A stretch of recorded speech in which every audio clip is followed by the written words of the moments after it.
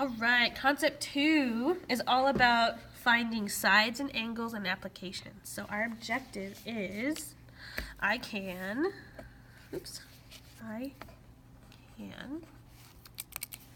determine side lengths and angle measures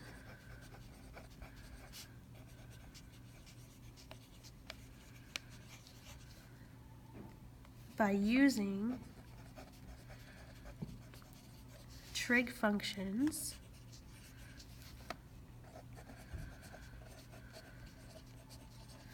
and their inverses.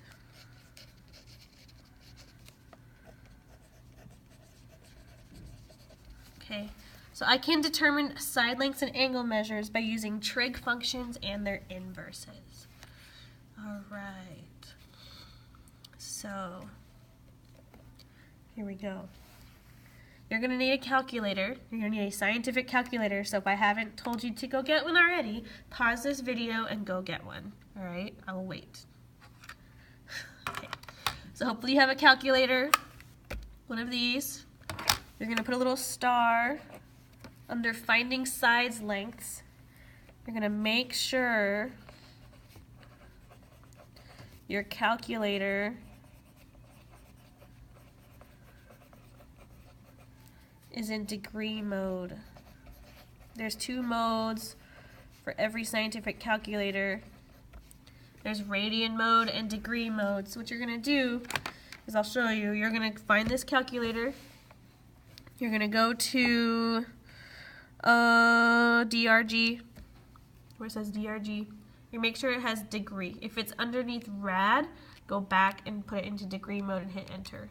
Okay, so that's it. So degree mode, enter. All right, so you're going to need degrees, not radians. Okay, so let's get started. Let's find some side lengths. We're going to use the trig functions we learned about on Monday, Tuesday, okay, in concept number 1, to find missing sides.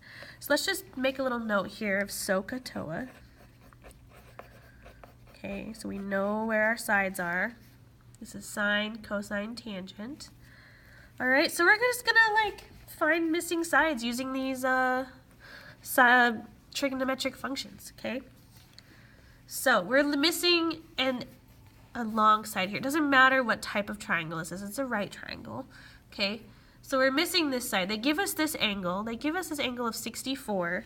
This is our theta, okay? We're going to use this angle to find this missing side.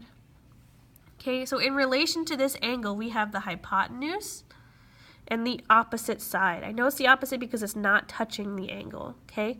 So what trig function uses the hypotenuse and the opposite side? Well, that would be sine. So you're going to write sine of our angle 64 equals opposite over hypotenuse. So x over 25. And now we just solve for x. Well, to get rid of this, we have to multiply by 25. So x equals 25 times sine of 64. Then you take this and you plug it into your calculator, just exactly like you see it, okay? Let me zoom out a little bit so you can see.